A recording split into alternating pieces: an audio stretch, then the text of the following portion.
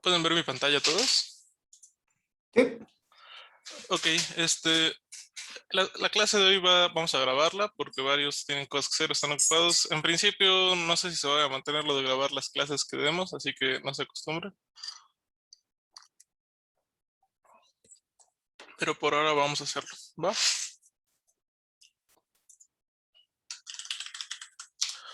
Entonces, bueno, vamos a empezar ahora sí.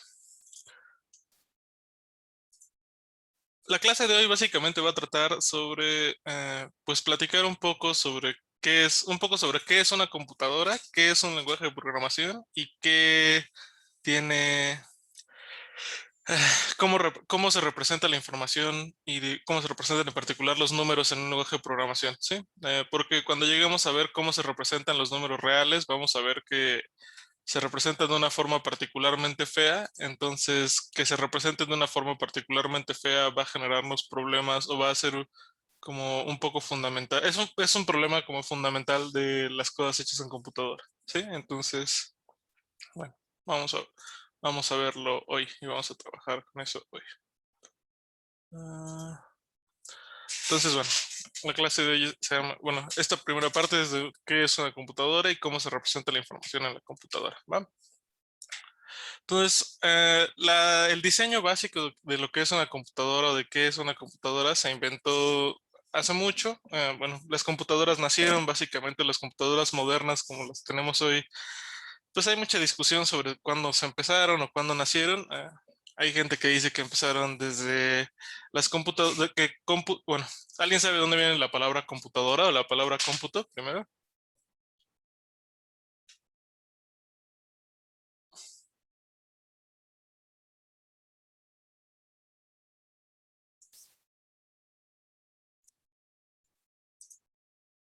No, nadie se va a animar.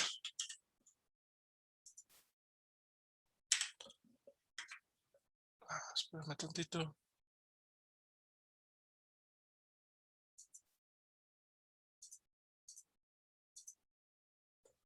De contar, hacer cuentas, dice Mónica, es que justo no tenía abierto el chat, ahora sí.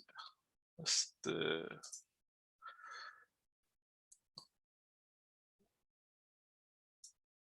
eh, contar o hacer cuentas, sí, básicamente cómputo significa, viene de la palabra, o sea, el latín es computare, que significa calcular, ¿sí? Cómputo y calcular son como la misma palabra. Entonces, bueno, cómputo viene del latín, que significa computare. Entonces hay mucha discusión sobre si cómputo significa calcular con una máquina en tiempos modernos y si así, pues entonces hay mucha discusión sobre si las primeras computadoras fueron cualquier aparato para calcular, etcétera, ¿no? Lo que es una realidad es que las primeras computadoras que utilizan electricidad para calcular, pues surgieron hasta que existe la electricidad, o sea, después de la segunda mitad del siglo XX, perdón, siglo XIX, y básicamente surgieron por la necesidad de la guerra, ¿sí? Si les interesa como escuchar bien la historia de cómo se fueron construyendo las computadoras a base de electricidad a partir de los problemas que surgieron en particular en la Segunda Guerra Mundial sobre criptografía, sobre trayectorias balísticas, sobre todo el problema de las trayectorias balísticas es muy, muy importante. Revisen el curso de algoritmos computacionales que le puse y creo que la primera clase tratamos sobre eso, ¿sí? Sobre la historia de cómo se crean las computadoras. Pero bueno, puntos que se crearon las computadoras, digamos, nosotros vamos a usar la computadora básicamente ah, en la Segunda Guerra, se creó al final de la Segunda Guerra y uno de los tipos que estaba metido en el diseño de las computadoras era John von Neumann, este tipo de apellido que está acá. Von Neumann era un matemático, yo creo que de los matemáticos más brillantes que ha habido en la historia. Von Neumann hizo de todo, formalizó la mecánica cuántica, hizo lógica también, básicamente hizo todo. Hay muchos mitos e historias sobre que von Neumann podía resolver cualquier problema y que luego la gente se ponía celosa o enojada porque von Neumann resolvía problemas en los que llevaban años atorados en minutos, ¿no? Entonces, bueno. Entonces, básicamente, von Neumann hizo el diseño de cómo debería ser una computadora moderna, que eso es lo que están viendo ustedes en la diapositiva. Y bueno, ¿qué es una computadora moderna en términos de la arquitectura de von Neumann? Bueno, una computadora moderna lo que tiene es que le metemos datos y nos saca otros datos, ¿no? Tiene un input data, que son los datos que le damos a la computadora para que haga cálculos o cualquier procedimiento con ellos, y tiene un output, ¿sí? Que es lo que saca o lo que resulta de eso, ¿no? Por ejemplo, si nuestra computadora va a sumar un conjunto de números, pues nuestro input es ese conjunto de números que va a sumar y nuestro output es la suma de todos ellos, ¿no? Entonces, dentro de ella, ¿qué tiene o qué es lo que hace? Bueno, tiene obviamente dispositivos a partir de los cuales puede o no puede o puede recibir el input o el output, ¿no? Por ejemplo, esto es lo que nosotros le llamamos comúnmente periféricos, ¿no? Las computadoras tienen periféricos de entrada y periféricos de salida. ¿Qué es un periférico de entrada? Todo lo que utilicen para darle datos a su computadora. Por ejemplo, el micrófono con el que yo le estoy hablando, el teclado con el que puedo introducir letras, el mouse con el que puedo picar cosas, etcétera. ¿Sí? Esos son los periféricos de entrada. ¿Cuáles son los de salida? Pues todo lo que les regrese información a ustedes que la computadora haga. La pantalla, las bocinas, por ejemplo, la impresora, si tienen una impresora conectada, etcétera, ¿no? Entonces, dentro de la computadora, el procesamiento se divide en 3 pedazos, ¿sí? Se divide en una cosa que se llama la unidad aritmético-lógica, ¿no? Una cosa que es la memoria y otro que es lo que le llama la unidad de control. La unidad aritmético-lógica es lo que en principio hace todos los cálculos matemáticos o lo que sabe hacer todos los cálculos matemáticos y de cualquier otro índole que se necesiten hacer. Lógicos de lógica proposicional, pero bueno, eso es lo mismo que matemáticas, entonces no importa. La memoria es el lugar donde se guardan los inputs y los outputs temporalmente y también se guardan algunas cosas de la computadora y esa es como la brillantez de la arquitectura de von Neumann. Von Neumann fue el primero que se le ocurrió, digamos, que en la memoria se guardara no solo el input y el output, sino también el programa de la computadora, ¿no? Y bueno, la unidad de control que básicamente regula cómo se puede ir de la memoria a la unidad aritmético-lógica, a los periféricos y viceversa, ¿no? Para que haya un flujo o una forma de comunicarse y no todo sea una anarquía. Entonces, bueno, sé que esto es muy abstracto, pero lo podemos aterrizar de forma muy concreta en sus computadoras, en sus computadoras modernas, ¿no? La unidad, bueno, aquí esto es lo que ya habíamos dicho, ¿no? La memoria es donde se almacena el programa y los datos, ¿no? El input y el output. La unidad aritmético-lógica se realizan operaciones entre objetos en la memoria.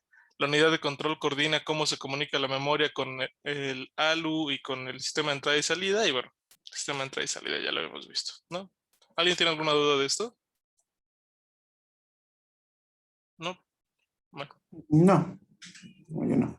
Entonces, el modelo de von Neumann es bonito porque es muy abstracto, pero nos permite, o la arquitectura de von Neumann es muy abstracta, pero nos permite, pues básicamente es diseñar computadoras como nosotros queramos siguiendo ese modelo, ¿no? Más que una arquitectura, digamos, si ustedes van a una clase de arquitectura de computadoras de ciencias de la computación, no van a hablar de nada de esto, ¿sí? Arquitectura en este término es como mucho más general y abstracto. Lo que generalmente se conoce en el día a día como arquitecturas es la arquitectura del procesador y bueno, eso ya es otra cosa, ¿sí? Pero bueno, en este modelo abstracto de von Neumann de las computadoras, ¿no? Eh, es básicamente el que tenemos en una computadora moderna, ¿sí? Es práctica, hay una discusión igual sobre si es o no es, pero en esencia podemos tomar que sí es.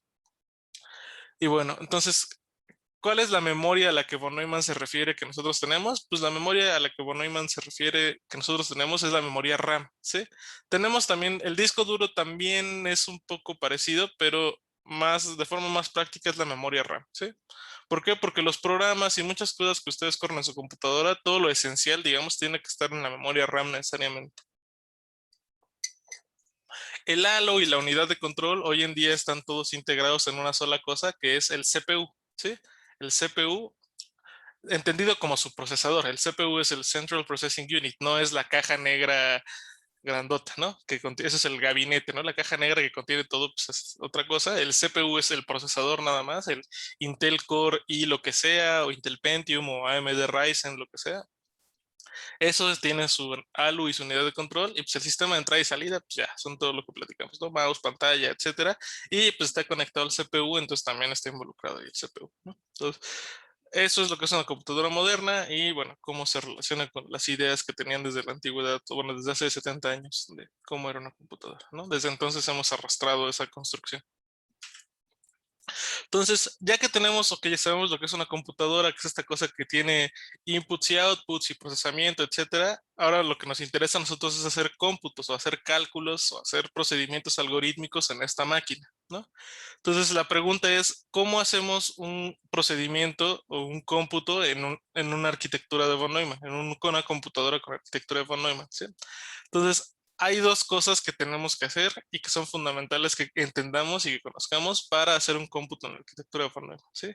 El primero es programar la computadora, ¿sí? Es especificarle a la computadora el programa, o sea, las operaciones que va a realizar en el input en términos de lo que puede hacer nuestro procesador. Sí, eso es lo primero que hay que hacer, ¿no? Obviamente, ¿no? Para hacer cualquier proceso uno tiene que decirle a quien lo va a hacer qué es lo que tiene que hacer, ¿no? O sea, cuando van a hacer una comida, lo primero que tienen que hacer es saber qué es lo que van a hacer, ¿no? Y ya que saben lo que van a hacer, a lo mejor y para esa comida que van a hacer necesitan cosas, ¿no? Necesitan ingredientes, lo que sea, que eso sería el input, ¿sí? Y eso es lo segundo que hay que hacer para hacer un cómputo de la arquitectura de von Neumann. Después de especificar el programa, o ya que tenemos el programa, hay que especificar el input en la memoria o darle el input a la computadora para que lo pueda procesar y nos pueda regresar un output. ¿Sí? ¿Todo bien con esto? ¿Alguien tiene alguna duda? Todo Creo bien. que no. Entonces, bueno, solo tenemos que especificar dos cosas, ¿no? El programa y el input. Entonces, la clase de hoy va a estar dedicada a que platiquemos un poco, bueno, más bien todo el curso se trata básicamente de que agarren práctica en cómo hacer especificaciones de programas, ¿sí? En cómo especificarle un programa a la compu en cierto contexto, ¿sí? Pero hoy vamos a empezar con la parte de cómo se especifica el input en una memoria, ¿sí? Y cómo se representa el input en una memoria. Vamos a ir en el orden inverso. ¿Por qué? Porque es un poco más fácil, digamos, explicar cómo funciona el input en la memoria y porque es completamente teórico, ¿sí? Antes de irnos a la práctica, quiero que vean que es completamente teórico. Entonces, bueno. Entonces, representar el input en la memoria de la compu, en principio depende de cómo es la memoria de la compu, ¿sí? Entonces, las compus o los procesadores modernos y la arquitectura de von Neumann, en términos de los modelos de computabilidad que existen, o sea, de los modelos teóricos que pueden hacer cualquier algoritmo, perdón, entre ellos la máquina de Turing, el cálculo lambda, las funciones muy recursivas, etcétera. Por consistencia con con ese tipo de modelos y con un modelo que se llama máquina de acceso aleatorio, que es lo más parecido a lo que tienen ustedes en su computadora moderna, que básicamente es una máquina de Turing, pero donde se pueden meter en cualquier lugar de la memoria. Todas las memorias que utilizan las computadoras modernas tienen una estructura binaria, ¿sí? ¿A qué me refiero con una estructura binaria? Las memorias básicamente son son un montón de contenedores, un montón de cajitas que están ordenadas y distinguidas y que todas pueden estar en dos estados, ¿sí? Eso es lo que son las memorias modernas. Lo que es muy interesante y en lo que hay obviamente mucho dinero es en cómo hacer una memoria buena, ¿no? O sea, en cómo hacer que en un pedacito chiquito de cualquier material puedan tener 400 billones de cajitas distinguidas, etcétera, cómo hacer que no cambien de estado de un momento a otro, etcétera, ¿no? Entonces, bueno, existen esas memorias y bueno, dentro de estas memorias, pues como son binarias, cada cajita puede estar en dos estados, ¿sí? Cada cajita que tiene una memoria puede estar en dos estados. Por simplicidad, vamos a llamarle a cada una de esas cajitas que pueden estar en dos estados un bit y vamos a representar a esos dos estados con dos números naturales, ¿sí? Con el 0 y con el 1. Entonces las memorias son un montón de cajitas que pueden estar en 0 o 1. Tan, ¿no? Y cada cajita se llama un bit. Entonces, como nosotros no queremos operar en la computadora con ceros y unos, nada más, sino queremos operar con cosas más complejas como números enteros, números reales, con palabras, etcétera, lo que tenemos que hacer es codificar las estructuras que hay en algo binario, ¿sí? Tenemos que aprender a cómo codificar todas esas cosas, números enteros, números reales y palabras, en algo binario, ¿sí? Entonces, a las estructuras computacionales, digamos, que se utilizan para meter meter este tipo de cosas, números y palabras, etcétera, en ceros y unos, les vamos a llamar tipo, ¿sí? Para almacenar de forma codificada en binario un número o una palabra o cualquier cosa, le vamos a llamar a eso tipo, ¿sí? A la forma en la que lo hacemos. Más bien al contenedor, a la cajita, a la forma en la que agrupamos cajitas y cómo lo hacemos, le vamos a llamar tipo. ¿Todo bien hasta acá? Sí, todo bien. Entonces, lo más fácil que podemos representar en una memoria binaria son valores binarios, también son valores de la lógica proposicional, ¿sí? Entonces, un bit de forma trivial, digamos, puede representar dos valores distintos, ¿sí?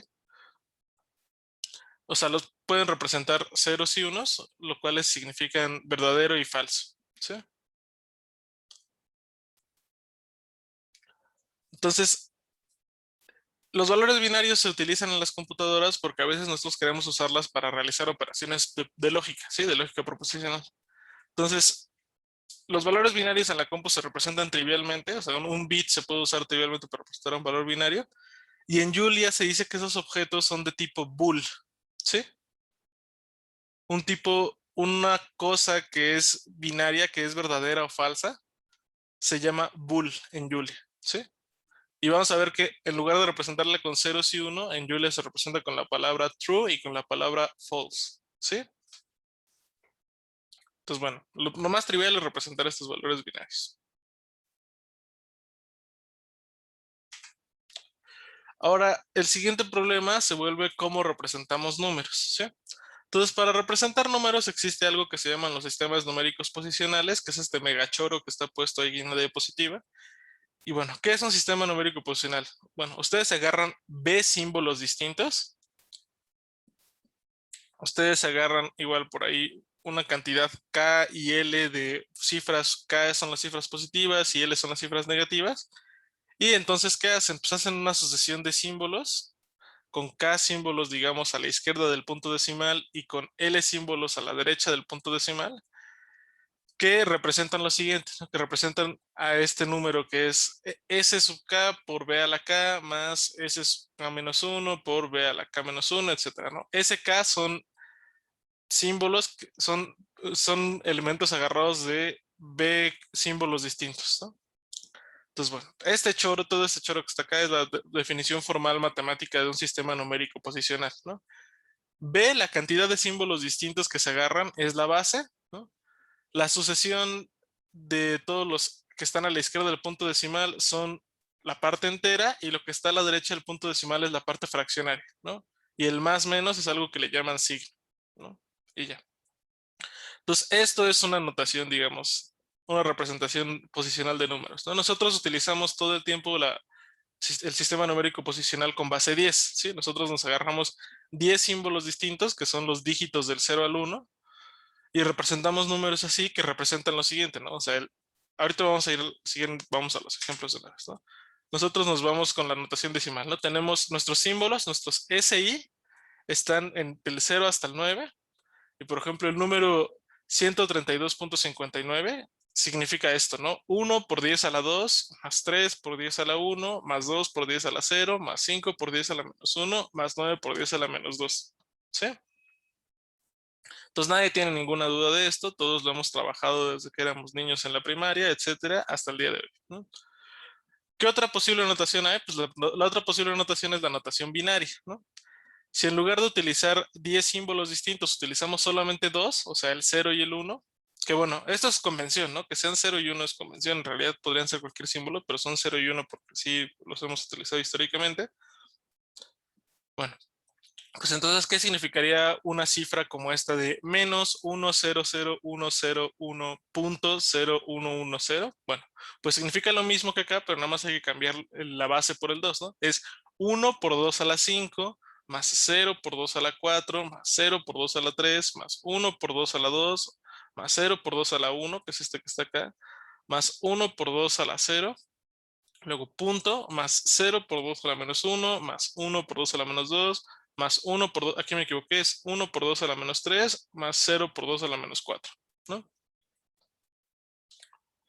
Entonces, bueno, eso pues innegablemente es un sistema de notación binario y funciona exactamente igual que acá, ¿sí? Porque acuérdense que estos solo son, ay, perdón. Acuérdense que esto de acá son solo símbolos, ¿sí? No representan ninguna cosa en particular, ni nada, ¿no? Otra notación que se utiliza mucho, digamos, en computación, también la notación hexadecimal, donde nos agarramos 16 símbolos, ¿no? O sea, vamos desde el 0 hasta el 9 y ya para representar al número 10 y así, como no podemos representarlo con el 10 porque se confunde con el 1, 0, utilizamos el A, B, C, D, etcétera, ¿no? Entonces, por ejemplo, este numerote de A97B.0F, pues A representa 10, entonces esto es 10 por 16 al cubo, más 9 por 16 al cuadrado, más etcétera, etcétera, ¿no? La b representa el 11 por 16 a la 0, etcétera, ¿no? Entonces, bueno, estos son los sistemas numéricos posicionales y los hemos trabajado y yo esperaría que, pues, no espero que obviamente que sean expertos ni vamos a trabajar con cosas en binario, no se preocupen ni nada, solo lo quiero que lo tengan en cuenta porque es importante que recuerden que la compu representa los números así, ¿sí? ¿Todo bien hasta acá? Sí, profe.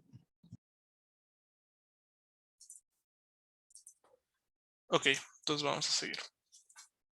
Nada más, denme un minutito porque...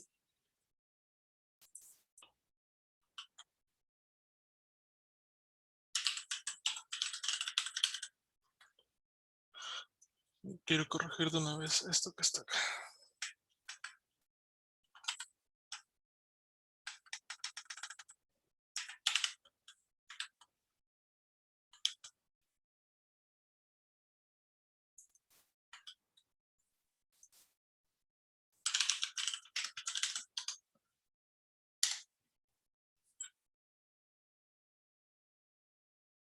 Ya, ahora sí ya está corregido la notación binaria abajo, ¿no? Entonces, bueno, obviamente, nosotros, esto igual de los sistemas numéricos posicionales es puramente teórico, ¿no? Aquí no estoy haciendo alusión, digamos, a nada en particular de una computadora, ¿no?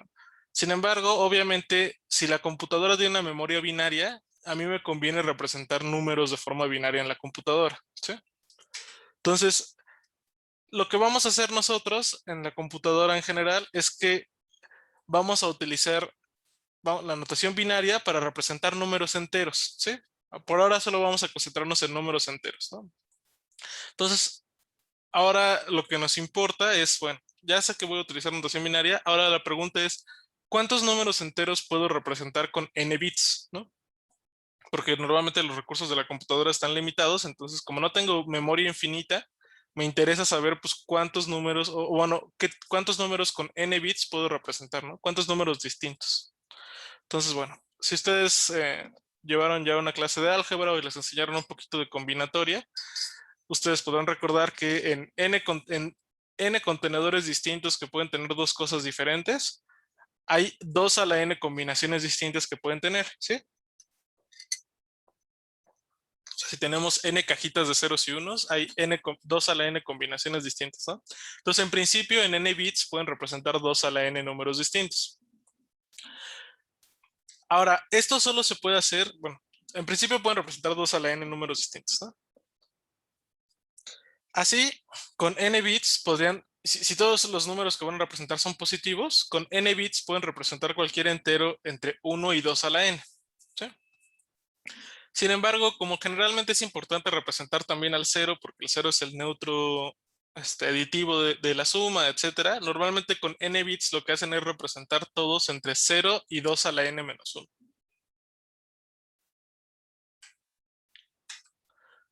Ahora, si también les preocupa el signo, si también necesitan representar el signo, porque no saben si va a haber números enteros o si van a ser todos positivos o también va a haber negativos, lo que hace la computadora es que con un bit representa el signo, pues un bit, y justamente si es binario, pues el 0 puede ser positivo y el 1 puede ser negativo o viceversa, como sea, pero con un bit pueden representar el signo y les quedan los n-1 bits restantes para representar el valor absoluto del número. Sí, que ese sí necesariamente es positivo. Entonces, con n bits de memoria pueden representar ustedes cualquier número, digamos, entre menos 2 a la n menos 1 menos 1 y 2 a la n menos 1 menos 1 positivo, ¿no? Entonces ya, esos son cuántos enteros pueden representar con n bits, ¿no? Que es un problema, digamos, normal e importante. ¿Tienen alguna duda sobre esto?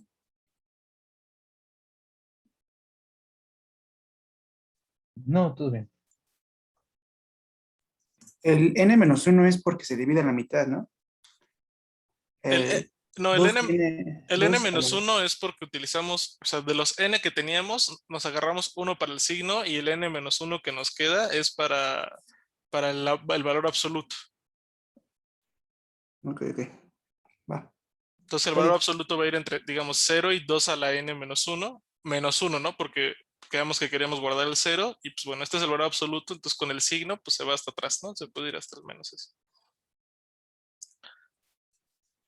Ahora, tristemente, aunque a nosotros nos gustaría poder agarrar y decir, quiero 500 bits para representar un número o quiero 10 bits para representar un número y que la computadora los pueda agarrar, esto en la parte práctica no se puede, ¿sí? En la vida real no se puede. La computadora, por cuestiones de diseño que ahorita no podemos explicar ni que podemos tratar de forma más concreta, la computadora solo puede agarrarse conjuntos de 8 bits para representar números, ¿sí?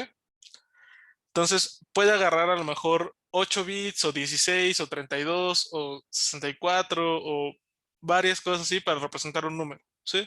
Pero no se puede agarrar una cantidad, digamos, en principio arbitraria. No pueden decir, quiero 27 bits para un número, quiero 23 bits para un número entero. No se puede, ¿sí? Son múltiplos de 8 bits. Y obviamente como son múltiplos de 8 bits, pues los múltiplos de 8 bits, digamos, tienen, o bueno, 8 bits tienen una palabra importante o tienen su propia palabra que se llama byte, ¿sí? Un conjunto de 8 bits se llama un byte, ¿no? Entonces, cuando ustedes ven en su memoria que su archivo vale, que tiene un MP3 que tiene 3 megabytes de memoria, pues son 3 por mega, quiere decir 10 a la 9, entonces son 3,000 millones de bytes. Y bueno, 3,000 millones de bytes son 24, 24,000 millones de bits, ¿no? Eso es todo lo que guarda su archivo en la memoria, ¿no? Obviamente sus memorias de hoy son inmensas y por eso pueden tener cientos de los archivos, etcétera, etcétera, ¿no? ¿Todo bien con esto de los bytes también?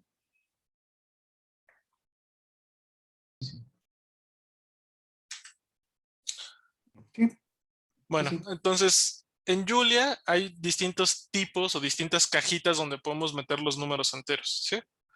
Entonces hay obviamente cajitas de 2, 4 y 8 bytes para números con o sin signo, ¿sí? Porque les digo, a veces cuando no trabajamos con números con signo, conviene no, vamos a guardar números que sabemos que son positivos, conviene no utilizar su signo, ¿no? Entonces, estos son los nombres, digamos, de los tipos de esos números, ¿no? Int son muy inmediatos, ¿no? Int de integer, ¿no? Al principio, uint significa unsigned integer, que es entero sin signo. Uint 16 es un entero sin signo de 16 bits, o sea, de 2 bytes. Así, int 16 es entero con signo de 16 bits. Así hasta luego con 32, luego con 64. Y luego hay algo que se llama big int, ¿sí? Que los big int son enteros definidos de forma mágica o de forma truculenta que pueden ocupar tanta memoria como yo quiera en el lenguaje, ¿sí? Pueden tener precisión arbitraria, ¿no? Entonces, dependiendo de cuántos bits nos agarremos, vamos a ver que tiene límites, ¿no? Que, por ejemplo, en 16 bits puedo representar con signo desde menos 32, menos 32,767 hasta 32,767, ¿no? Porque son todos los números distintos que puedo poner ahí, ¿no? Si, no puedo poner más, no me cabe la memoria para representar uno más grande. Si voy a usar uno más grande, hay que usar uno de 32. Y si voy a usar uno más grande, voy a usar uno de 64 todavía, ¿no? Porque los límites son todavía mayores. En la práctica, en Julia, todo el tiempo van a ustedes trabajar con estos, con ints de 64 bits, ¿sí? Julia por default hace todos sus números enteros de 64 bits, ¿sí? Entonces no tienen que preocuparse por esto de los signos ni nada, ni de si cabe ahí el número que quieren poner. Casi nunca van a tener problemas con que no quepa, ¿sí? Es porque son enteros de 64 bits y son lo más grande, ¿sí? Y Julia hace esto, digamos, porque es un lenguaje moderno y sabe que las compus modernas tienen mucha memoria, ¿sí? Los lenguajes más viejos utilizan por default otro tipo de números, utilizan cajitas con menos bits, ¿no? Entonces, ahora viene la bronca verdadera, que es cómo guardamos números reales, ¿sí? Cómo representamos números reales. Entonces, aquí tienen que, espero que estén frescos en cálculo, porque van a tener que recordar bien la definición de un real, ¿sí? Y vamos a ver por qué no se puede representar bien un real, ¿no? Entonces, en la primera clase de cálculo, en las primeras semanas, sí, hay dos cosas con las que los pueden apabullar, ¿no? O los apabullaron con conjuntos infinitos y cosas así y no entendieron nada, porque nadie entiende nada en esas clases. o los apabullaron con que los números reales y los números racionales y que vamos a probar que raíz de 2 es irracional y tampoco nadie entiende nada, pero aprendemos mecánicamente a hacerlo y decimos, oh sí, claro, vamos a probarlo y lo que sea, ¿no? Entonces, en esas clases nos repiten y nos enseñan y nos hartan con esta idea de que todos los números reales tienen una cola infinita de dígitos decimales, ¿sí? Y cuando lo representamos en notación decimal, tiene una cola infinita de dígitos decimales. Sea o no esa cola infinita 0 o un punto 9 que es equivalente, o un racional que tiene una cola infinita que se repite, o un irracional que tiene una cola infinita que nunca se repite, etcétera, pero tiene una cola infinita de dígitos decimales, ¿no? Entonces, eso nos mete en un problema muy grande. ¿Por qué? Porque en la computadora yo no puedo representar una cola infinita, una cantidad infinita de dígitos, ¿sí? La computadora tiene una memoria finita por definición, ¿sí? Entonces, si yo quisiera representar un real de forma correcta, tendría que representar esa cola infinita de dígitos, ¿sí? Y eso no se puede.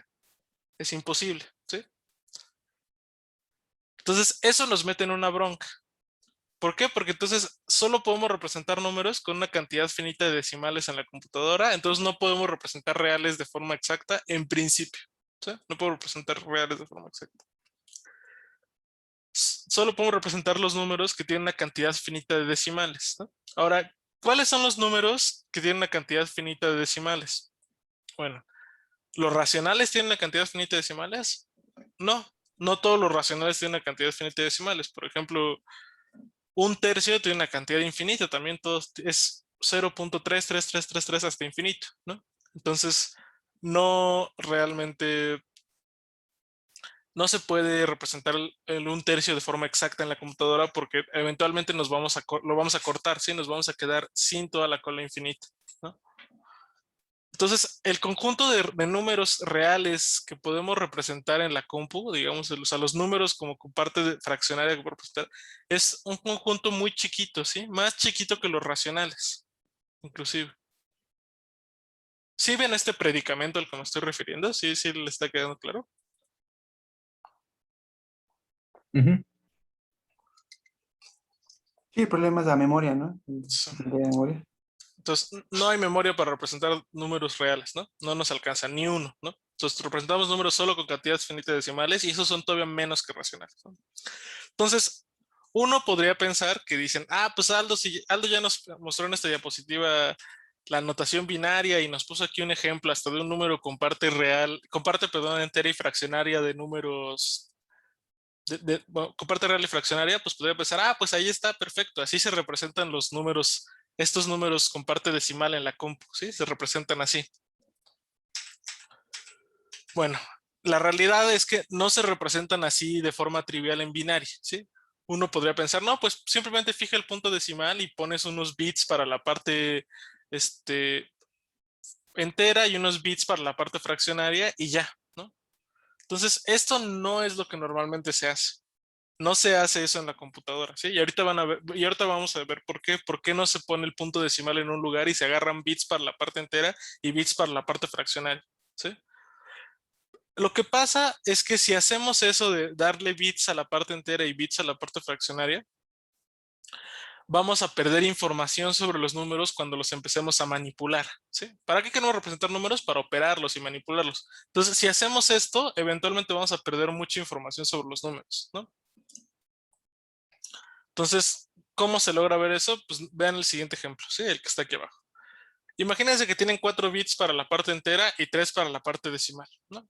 Entonces, sin ningún problema, ustedes pueden representar este número del 11.01 de forma exacta. Lo pueden representar así, ¿no? Queda así en la memoria. 0011.010 y ya, ¿no? Este número con 4 bits para la parte entera y 3 para la decimal se representa exacto.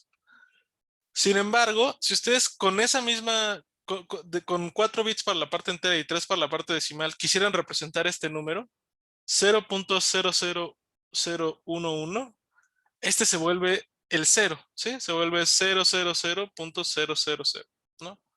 ¿Por qué? Porque estos dos números 1, 1 que queremos representar ya no caben, no me alcanzan en los 3 bits para la parte decimal, ¿sí? O para la parte fraccionaria. Entonces, como no me alcanzan, se pierde toda la información sobre este número original, ¿sí? Sobre este número, yo no, a la hora de que lo quiero meter en esta cajita que tiene 4 bits en la parte entera y 3 en la decimal, se corta y se pierde. Se queda como el 0, ¿no? Y a lo mejor este número era muy importante porque en nuestro cálculo o nuestro cómputo era la resistencia eléctrica de un material y lo que sea. Entonces, si lo represento así y eventualmente lo meto a esta caja y se vuelve 0, va a parecer que tengo un superconductor y que no hay resistencia eléctrica. Y me va a decir mi programa de computadora que sí, que invierta 27 millones de pesos en ese material y todo va a fracasar. ¿Sí ven este problema? Sí. Entonces, es pésima idea utilizar un sistema posicional donde el punto decimal va a estar fijo, ¿sí? Si fijamos el punto decimal y damos bits para la parte entera y para la parte fraccionaria, es pésima idea, ¿sí? No va a funcionar y va a causar esta clase de problemas, ¿sí? Entonces, en lugar de utilizar eso, vamos a utilizar algo que se llama un sistema de punto flotante, ¿sí? Entonces, ¿qué es un sistema de punto flotante? Un sistema de punto flotante es un sistema donde el punto decimal del número que queremos manejar no está fijo, sino que puede flotar, ¿sí? O puede moverse por distintos lugares, ¿sí? Esto es muy útil porque entonces si podemos mover el punto decimal, lo que quiere decir es que con cierta cantidad de bits podemos representar números que están muy a la izquierda o muy a la derecha del punto decimal, ¿sí? Ahora, esto suena a lo mejor difícil y muy abstracto y pensarán, no manches, ¿cómo podrás hacerle para definir tal sistema? Pero ustedes conocen un sistema de punto flotante desde hace mucho tiempo, que ese sistema es la notación científica, ¿sí? Entonces, en la notación científica, por ejemplo, ustedes pueden representar un número como el 0.0026 como 2.6 por 10 a la menos 3, ¿no? Al igual que pueden representar, por ejemplo, el 59,000 como 5.9 por 10 a la 4. Ustedes pueden representar ambos de estos dos sin ningún problema de forma compacta con esto, ¿no? 2.6 por 10 a la menos 3 y 5.9 por 10 a la 4. Entonces, el truco de estos sistemas de punto flotante es representar a los números de esta forma, ¿sí? Representarlos como un número que multiplica a una base elevado a un exponente, ¿no? Entonces, regresando al ejemplo que teníamos, por ejemplo, el número que era 0.00011 se puede representar de esta forma, 1.1 por 2 a la menos 4, ¿sí? Y ya queda ahí representado de forma perfecta. Y también el número que teníamos antes, el 11.01, se puede representar así, 1.101 por 2 a la 1, ¿sí? Entonces, estos sistemas de notación científica, que son sistemas de punto flotante, son los que nos permiten representar números, o los que utilizamos para representar números con parte fraccionaria o números reales, porque nos permite ir moviéndonos alrededor, ir moviendo el punto decimal como nos convenga y no tener estos problemas de que no se representan los números, ¿sí? De que operamos dos números y queda algo muy chiquito y se vuelve 0, cualquier cosa así. Entonces, si ustedes fijan una base en los naturales, una base B en los naturales, que obviamente nosotros vamos a fijar la binaria, para nosotros B siempre va a ser 2, y tienen dos enteros, un entero igual Sn hasta S0 y otro X y otro entero Y Tm hasta T0, pueden definir un nuevo número, ¿no? Que sea Z igual a X por B a la Y, ¿sí? Entonces, estos son algo que le llaman números flotantes, ¿sí? En la computadora este tipo de números se les refiere como números flotantes y son los que utilizamos para representar los enteros, ¿no? A este número X que multiplica al exponente se le llama la mantisa, así con doble S. Y al número Y, que obviamente es la base elevada a eso, se le llama el exponente, ¿sí? Entonces, así vamos a representar, digamos, a los reales en la computadora, con un número flotante que va a ser de esta forma. Z igual a X por B a la Y, ¿sí? X va a ser un entero, digamos, y Y va a ser también un número entero, ¿no?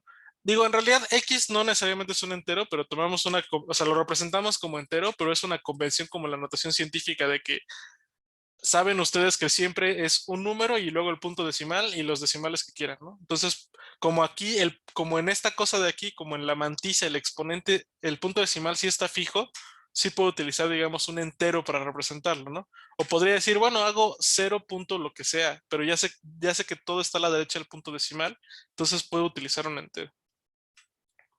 ¿Tienen alguna duda sobre esto? ¿Te queda claro cómo está, qué vamos a hacer con esto? ¿Cómo se representa esto de los flotantes?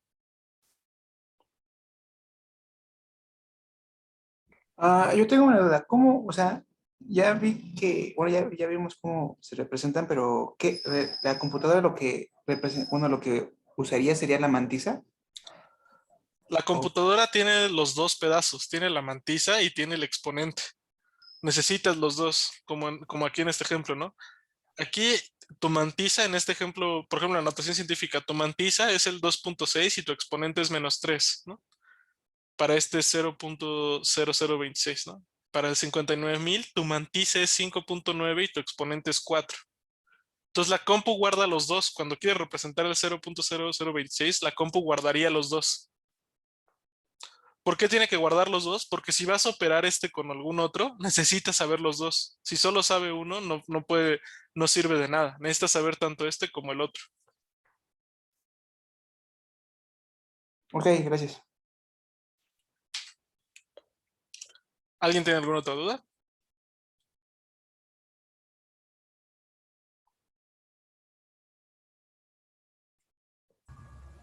Yo, Ajá. pero, o sea, la compu, o sea, tú le vas a decir, quiero que este número se represente como con punto flotante y ya ella lo acomoda, ¿no? No tengo yo que estar poniendo. Exactamente, exactamente. Esto es lo que hay en el nivel más bajo, chicos. Esto es lo más esencial y teórico de cómo se hace, ¿sí? Ustedes no van a tener que definir la mantisa ni el exponente, nada. Ustedes le van a decir a la compu, quiero el 0.23 y la compu hace esto en automático, ¿sí? Calcula la mantisa y el exponente y todo. Yo se lo estoy explicando porque, pues porque es curioso, creo que es una curiosidad que al menos a mí me llama la atención. Y porque hay las cosas muy avanzadas de computación necesitan saber esto, ¿sí? Porque se usa, ¿no? Y porque vamos a ver ahorita que hay problemas asociados a los números flotantes que es importante conocer, ¿sí?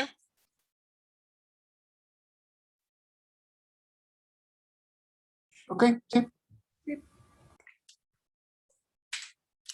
Entonces, en Julia, digamos, hay igual otros tipos para representar flotantes, ¿no? Aquí, curiosamente, sí, para, por ejemplo, 2 bytes o 16 bits, se usan, por ejemplo, 5 en el exponente y 11 en la mantisa. Aquí sí se permite, digamos, que se dividan los bits así como, no en múltiplos de bytes, sino de forma más fea para representar los números, ¿no? Entonces, por ejemplo, pues aquí con 16 bits hay 5 para el exponente y 11 para la mantisa. Siempre vamos a tener más bits para la mantisa porque obviamente, pues piensen o sea, en un número así, pues lo que nos interesa tener con más precisión es esta parte, ¿no? El exponente sí queremos que también sea preciso, pero más importante tener bien la mantisa o tener mucha información de la mantisa y el exponente va a hacer que se vaya moviendo, ¿no? Pero no necesitamos tanto para el exponente como para la mantisa. Entonces, aquí están cuántos bits se utilizan, no te los tienen que saber. Nuevamente hay una cosa que se llama Big Float que nos permite guardar flotantes de tamaño casi arbitrario, o sea, el tamaño que queramos prácticamente. Y bueno, nuevamente, por default, Julia va a utilizar siempre 64 bits para todos sus flotantes, ¿sí? Siempre va a agarrar 64 bits para todos sus flotantes. ¿Por qué? Porque pues obviamente, les digo, es moderno, sabe que podemos utilizar mucha memoria, etcétera. Los lenguajes viejos por lo general utilizan 32, ¿sí? Ok, ahora sí viene la parte dura, digamos, de los números flotantes. Entonces, para un tipo de número flotante, o sea, si yo me agarro un float 64 con 11 bits en el exponente y 53 bits en la mantisa. Una cosa igual que se me olvidó mencionar rápidamente. Todo esto estas cosas que están aquí son convenciones internacionales, ¿sí? Hay un ISO, que son estas empresas, bueno, que son estos consorcios que hacen estándares internacionales como el estándar del Sistema Internacional de Unidades, etcétera. Hay un estándar internacional para representar flotantes y es más o menos este que está acá, ¿no? Obviamente tiene más detalles, no los voy a abordar, pero bueno. O sea, esta convención no es arbitraria ni se escogió en Julia porque sin nada, sino obedece a un estándar internacional. Entonces, ahora sí viene el meollo del asunto, o a lo que por lo que era importante este choro. Entonces, si yo me agarro un tipo de flotante y me agarro flotantes de 64 bits, hay una cantidad finita de números que puedo representar con ese tipo, ¿no? No es posible representar todos los números reales con 64 bits, ¿no? Ya vimos que no, ni siquiera se puede un solo real, ¿no? Entonces, ¿qué sucede si yo le digo a la compu, quiero que me representes uno de los que no está en ese conjunto que se puede representar? ¿Sí? ¿Por qué? Pues porque, ¿cuál es ese conjunto que se puede representar? Pues agárrense todas las combinaciones de la base que pueda haber y todas las combinaciones de la mantilla que pueda haber, perdón, de la mantilla y de la base. Y eso les da una cantidad finita, ¿no? Pueden ser un montón, son 2 a la 64, lo que quieran, pero les da una cantidad finita. ¿Qué pasa si yo quiero un real que no está en esos 2 a la 64 posibles que se pueden representar? Bueno, si no está en esos posibles que la computadora puede representar con esos bits, lo que la computadora va a hacer inmediatamente va a ser redondearlo al más cercano, ¿sí? La computadora va a detectar, quiere este, no lo podemos tener exactamente, entonces vamos a redondearlo, ¿no? Y no nos lo va a decir además. O sea, la computadora en un lenguaje moderno se hace en automático y nunca les va a decir que lo está redondeando, ¿sí? ¿Sí ven a qué me refiero con esto de que qué pasa si quiero poner uno que no se puede hacer? Sí, sí, de verdad. Entonces, si no se puede representar uno que yo quiera, un real que yo quiera, la compu lo va a redondear, ¿sí? Pero esto es muy delicado, ¿sí? Esto es muy, muy delicado. ¿Por qué? Porque ¿qué pasa si la compu lo va a redondear? Lo que puede pasar es que estemos trabajando en algo que necesite, es que ese redondeo, esa representación no exacta del número, va a provocar que, o sea, les digo, que no sea exacta la representación y que haya errores, digamos, con las operaciones que yo realice con esa representación no exacta, ¿sí? Si tengo números que no están representados de forma exacta, hay un error, digamos, ahí. Y obviamente, si yo tengo un número redondeado y hago una operación y se genera un error y luego genero más operaciones y más operaciones y más operaciones con eso que me va resultando, ese error va creciendo, se va propagando, ¿sí? Así como en el laboratorio se iban propagando incertidumbres, que también eran un tipo de error, aquí igual se van propagando errores asociados a no representar los números de forma exacta, ¿sí? Y estos errores pueden crecer y pueden crecer tanto que puede suceder que al final nuestro cómputo o lo que queríamos calcular sea un número completamente alejado del valor real, ¿sí? Entonces, esto es un problema serio, ¿sí? Esto es un problema serio que sucede en la computación, en las simulaciones ya grandes y en el cómputo como muy, muy serio cuando uno quiere hacer cosas muy precisas, ¿no? O sea, imagínense que quieren hacer el cálculo de algo que va a ir en un marcapasos o de algo que va a ir en una máquina de tomografía. O sea, ahí no puede haber errores, ¿no? Necesitan la mayor precisión y conocer al mayor detalle todas las cosas que va a haber porque ahí la vida de la gente pueda depender de eso en algún momento, ¿no? Entonces, obviamente, para esta clase de sistemas y para estudiar esta clase de errores, hay toda una rama de las matemáticas y de la computación, ¿sí? Que se llama aritmética de punto flotante, ¿sí?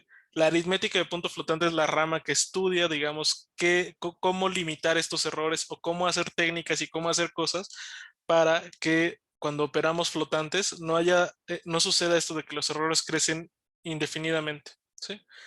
Nuevamente, en Julia y en la mayoría de los lenguajes modernos, todas estas correcciones y asuntos ya están construidos, ya están implementados. Entonces ustedes no tienen que preocuparse por eso. Solo sean conscientes de que existe, ¿sí? Solo entiendan que sí puede pasar y sí pasa, sí podría pasar en principio que sus números no estén representados exactamente y crezca infinitamente, ¿no? O sea, todo este choro viene, o sea, la conclusión de todo este choro hasta ahorita es representar números enteros está chingón. Representar números reales no está chido. Se tiene que hacer de forma como en notación científica. Y existen errores asociados al redondeo por no representarlos bien, ¿no?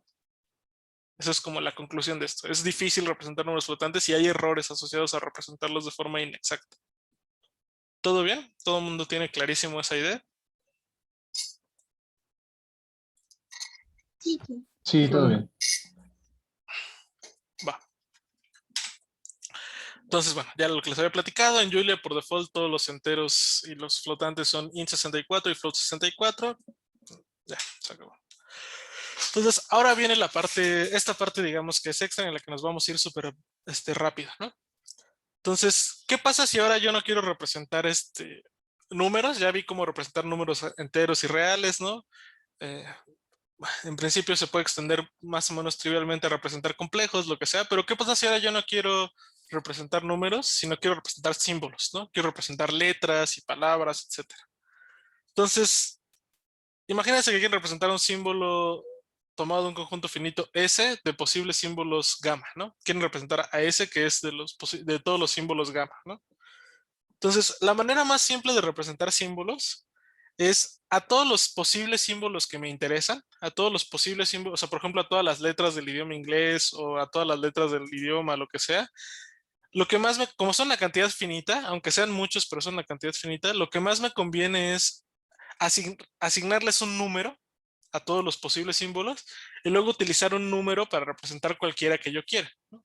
Entonces, por ejemplo, para representar letras, podría enumerarlas todas las letras mayúsculas con el 1 al 27 y las minúsculas del 28 al 54, ¿no? Y ya sé que el 1 significa la letra A mayúscula, que el 28 representa la letra A minúscula, lo que sea, ¿no? Entonces, esto es algo que se llama codificación, ¿sí? Lo que hace uno es representar símbolos con números, entonces codifica, le asigna a cada símbolo un número. Entonces, existen varios estándares de codificación de símbolos, ¿no? Julia, a los símbolos codificados, cuando son un solo símbolo, les asigna el tipo char, ¿sí? Aquí si quieren, déjenme cambiarlo porque creo que sí es importante ser muy preciso con eso. A símbolos codificados, vamos a ver, entre paréntesis, cuando son un solo símbolo, vamos a poner eso en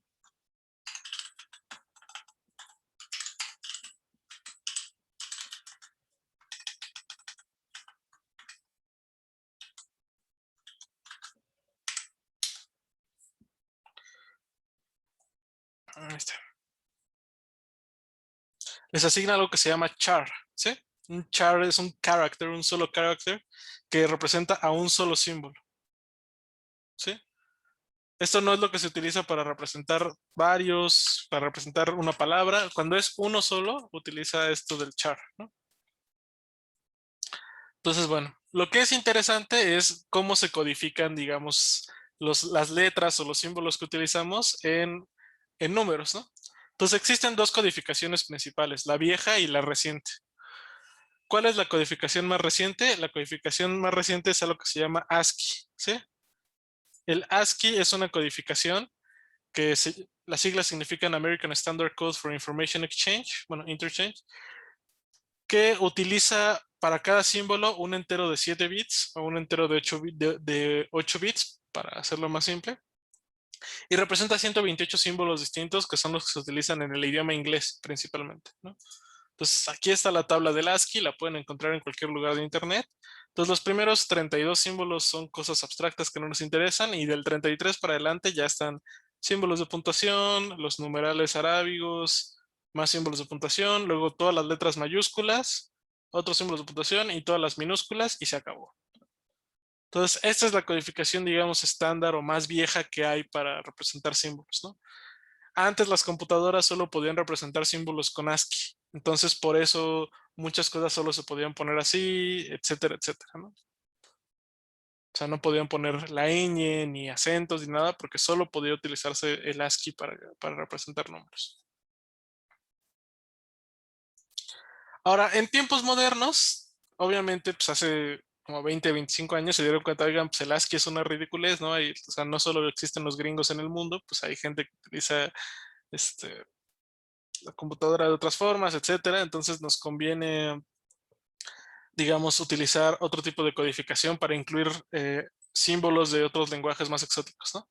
Entonces se juntaron los grandes de la computación para crear algo que se llamó la codificación Unicode, ¿no? Y por grandes me refiero a las grandes empresas, no a los grandes, las grandes personas. Sí, César pregunta antes de que vayamos a lo del Unicode, que por qué no puede poner la ñ en sus contraseñas. Seguramente las contraseñas se almacenan en ASCII. Yo esperaría que contraseñas modernas ya se almacenaran en Unicode, pero puede ser que no y se almacenen en ASCII, entonces por esto no pueden poner ñes, ¿no? Ni acentos, porque tienen que guardar solo esto. Y los símbolos que le pide poner, pues solamente esta clase de símbolos, ¿no? Entonces, bueno, esto, se juntaron las empresas y crearon el Unicode, ¿sí? Entonces, el Unicode es una codificación muy sofisticada que es compresible y dinámica, o sea, que utiliza no una cantidad fija de bytes, sino utiliza entre 1 y 4 bytes para representar cualquier símbolo, ¿sí? Entonces, usa menos bytes entre más común es el símbolo, ¿no? O sea, sería una tontería que para representar a los del japonés utilizaran un byte, ¿no? Entonces, para representar las letras del inglés utilizan un byte y las de los idiomas más extraños utilizan más bytes, etcétera, ¿no? Entonces, el Unicode ya incluye los símbolos de todos los lenguajes del mundo prácticamente e incluye cosas tan ridículas como los emojis, ¿sí? Los emojis están codificados también en Unicode y de hecho cada año se reúnen los del Unicode y ven que se anuncia que ya van a incluir los emoji, el emoji del taco o el emoji de cualquier cosa en los emojis. Pues bueno, justo esta asociación es la que decide qué emojis deben de estar ahí, cuáles son los emojis oficiales, ¿no? Y hay, o sea, neta suena ridículo, pero hay toda una discusión alrededor de por qué se debe de incluir tal emoji y por qué no, ¿no? Entonces, bueno, el Unicode ya trae todos los símbolos y bueno, eso es lo normal. Entonces, por default, en Julia todos los caracteres se representan con Unicode, ¿sí? Todos en Julia se representa con Unicode. Julia, los programas de Julia se pueden escribir en Unicode, o sea, pueden poner acentos y cosas así. Sin embargo, yo no lo voy a hacer y no vamos a acostumbrarnos a utilizar eso porque, digamos, es mejor acostumbrarse a utilizar símbolos no extraños en el lenguaje de programación, ¿no? Todo bien hasta acá. ¿Alguien tiene alguna duda con esto de las codificaciones?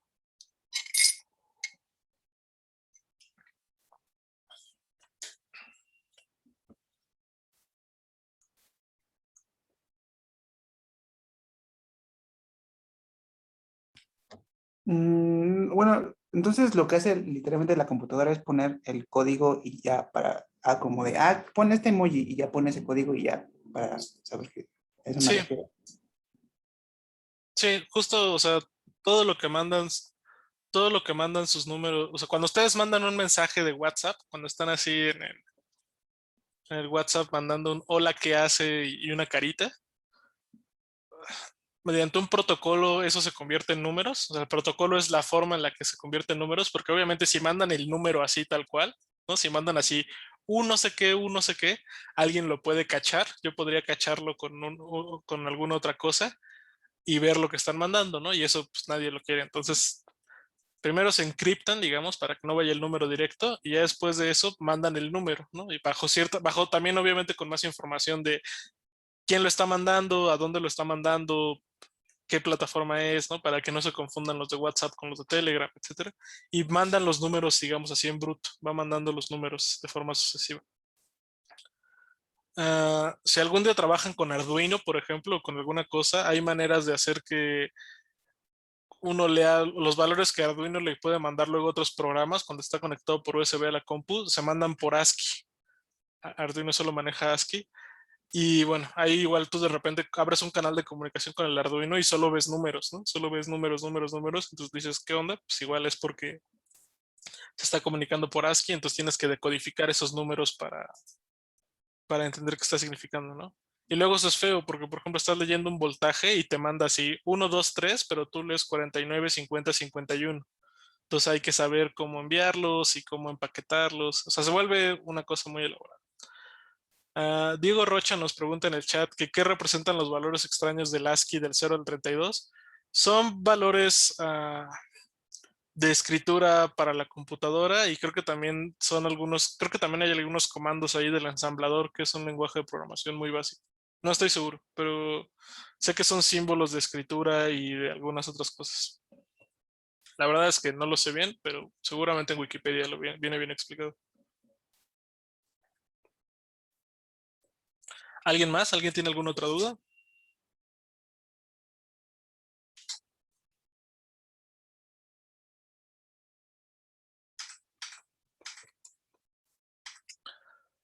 Ok, entonces, ya después de las palabras, pues ya después de los símbolos, vamos a qué es una palabra, ¿no?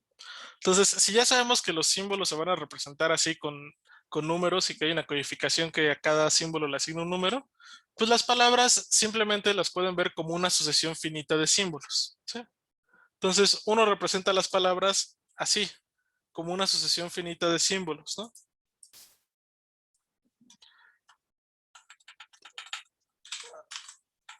Entonces, vamos a ver nosotros después cómo representar, digamos, cómo se representa una sucesión finita, ¿no? Déjame escribirlo.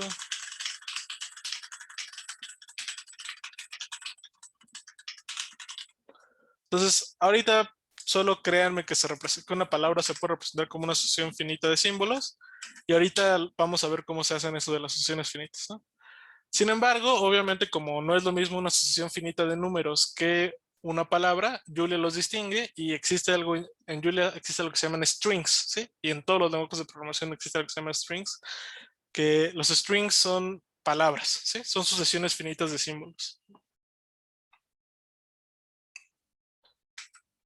Profe, ¿y cómo hace la computadora para poder distinguir entre una palabra y un número? O sea, a nivel código, me imagino que siguen siendo ceros y unos. Entonces, Justo eso que estás preguntando es lo que son los tipos, ¿sí?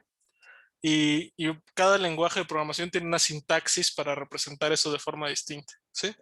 Sí, en el fondo son ceros y unos, pero que tengan un tipo, o sea, si tengo, digamos, el 032, pero es una cosa de tipo string, Julia sabe, eso es una palabra.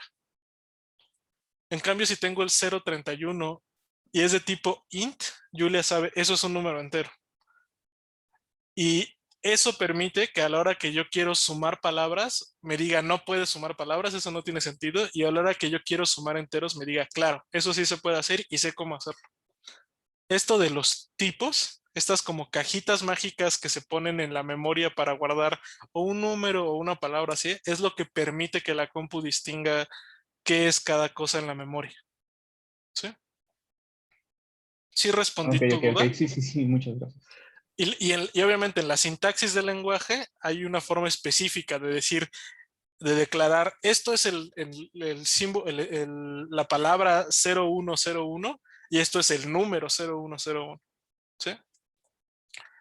Lo vamos a ver, es muy sencillo, ¿sí? Los strings, por ejemplo, aquí creo que está en la siguiente diapositiva, los strings se ponen entre comillas, ¿sí? Cualquier cosa que pongan entre comillas en un lenguaje moderno es un string y el lenguaje entiende, ah, claro, eso es una palabra, ¿no? Porque, por ejemplo, igual podrían decir, ¿cómo es que el lenguaje no se confunde entre las instrucciones que le doy y palabras que quiero representar, ¿no? ¿Cómo entiende la instrucción imprimir y la palabra imprimir? Pues porque una va entre comillas, ¿sí? Las comillas son un símbolo especial para distinguir palabras, ¿no? Por el contrario, cuando quieren poner un solo símbolo, bueno, igual otra pregunta interesante es, ¿cómo se distingue entre una palabra de una sola letra y un solo símbolo? ¿No? Porque no es lo mismo, o sea, podría haber palabras de una sola letra y podría haber símbolos pues, que son una sola letra. Bueno, los símbolos, los chars, se distinguen entre apóstrofes, ¿no?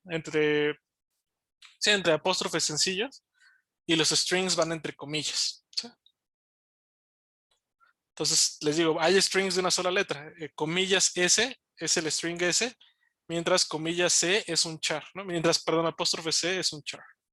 Entonces les digo, por default, Julia utiliza Unicode para todo, entonces pueden poner strings y chars que sean de la forma que sea. ¿Todo bien hasta acá?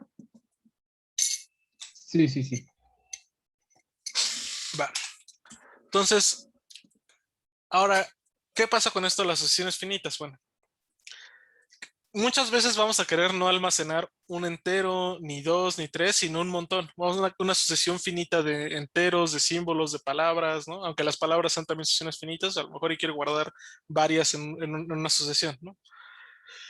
Entonces, Julia permite definir sucesiones finitas de objetos del mismo tipo. Les permite definir sucesiones finitas de enteros, sucesiones finitas de reales, etcétera, ¿no? Entonces, a una sucesión finita de objetos del mismo tipo se le llama arreglo, ¿sí? O array en inglés.